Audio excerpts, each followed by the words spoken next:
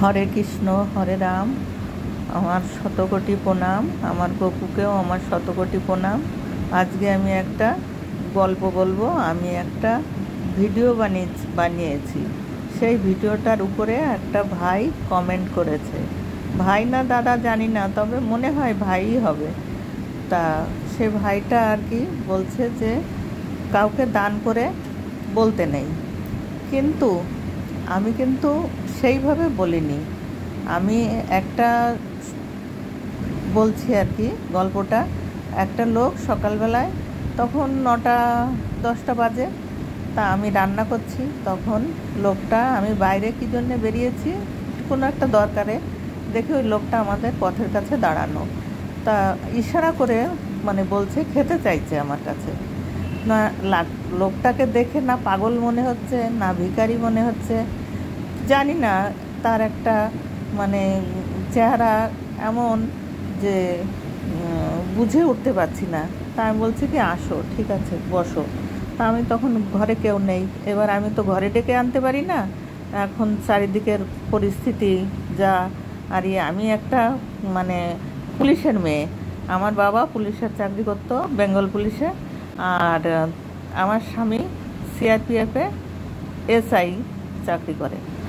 তা আমার তো একটুখানি বুদ্ধি আছে, সেই জন্যে আমি বললাম ওখানে বসো। একটা নিম গাছ আমাদের পথের সামনেই পাকা করা, সেখানে আমি বসতে দিলাম। তা বসলো। তারপরে আমি রান্নাটা, আমি বলছি 2 মিনিট বসো, আমার তরকারি ডাল বসানো আছে, ভাত হয়ে গেছে, আমি দিচ্ছি। তারপরে ইশারা করেই আমি বলছি, কারণ উনি মনে হয় বাঙালি না, কোন ভাষায় কথা বলছে আমি জানি না। তারপরে দিলাম, খেতে দিলাম।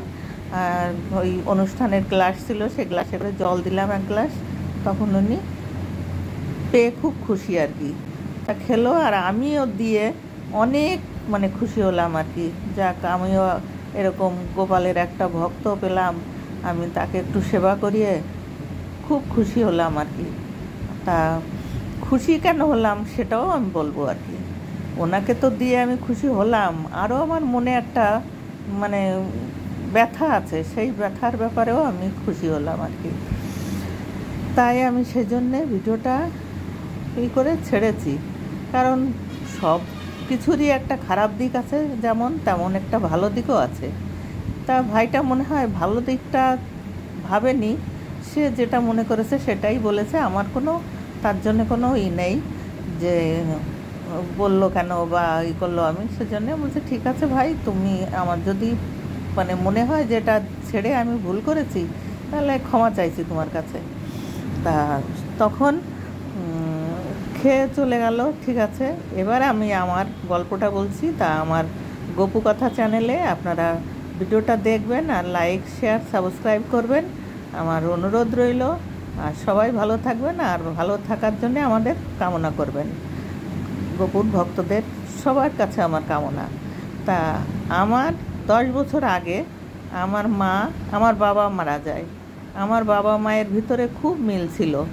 মানে আমার বাবা মা, আমরা যখন একটু বড় হয়েছি তখন আমরা দেখেছি, বুঝতাম তো একটু, যে আমার বাবা মায়ের ভিতরে এত মিল, কোনো দিন ঝগড়াঝাটি কিছুই হতো না আমার বাবা মায়ের।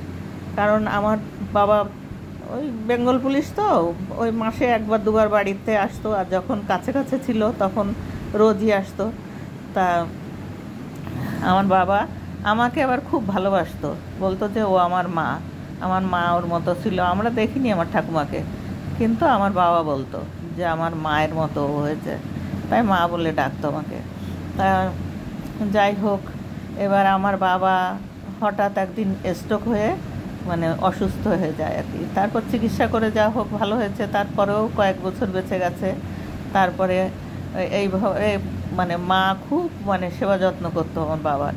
তারপরে আমার বাবা যাই হোক হঠাৎ মানে একদিন বেশি অসুস্থ হয়ে যায়। হসপিটালে নিয়ে যাওয়ার পরে, হসপিটালে গেলে তখন আমি খবর পেয়ে আমি গেলাম, যে আমার বাবাকে তখন কোনো মানে টাইম না মানে হসপিটালে ঢোকার।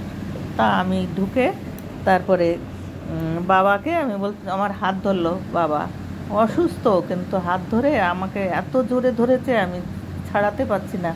আর নার্সগুলো আয়াগুলো বলছে বেরিয়ে যাও, এখন টাইম না, পরে আসবে।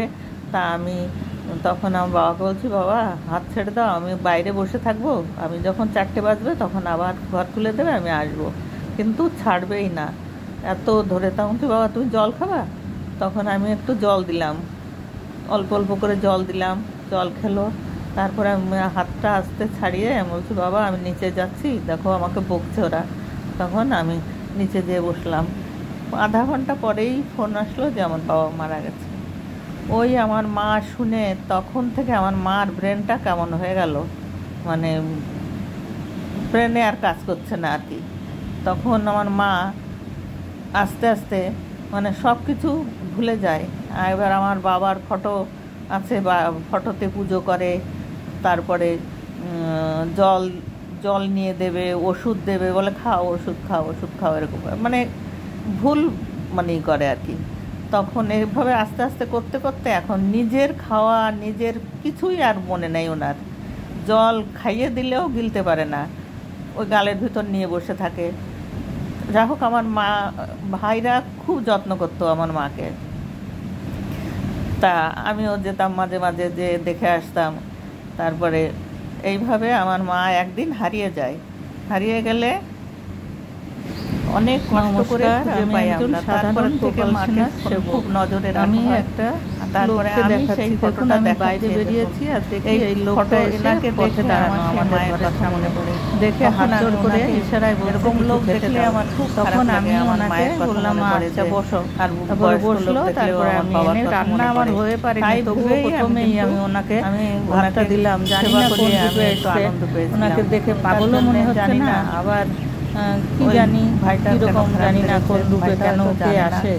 তাই আমি ওনাকে দেখুন যেভাবে দিলাম আর কি, মনে হয় যে উনি সেবা করছে, দেখুন পাগল না। তা কিন্তু ভিখারিও না, ভালো জল চাইছি, জল দিয়েছি, খেয়েছে, আবার জানি না জল দিচ্ছি, পথিক বললাম জল দিচ্ছি। যাই হোক, তারপরে আমি জল দিলাম, খেলো, জল খাওয়ালাম। আর লোকটা যুক্তি করে খেলো, কিন্তু প্রথম থেকে তো ভিডিও বানাতে পারিনি, পরে লাস্টের দিকে আমার নাতিকে বললাম, তাই বানালো। কোথায় চলে গেল জানি না।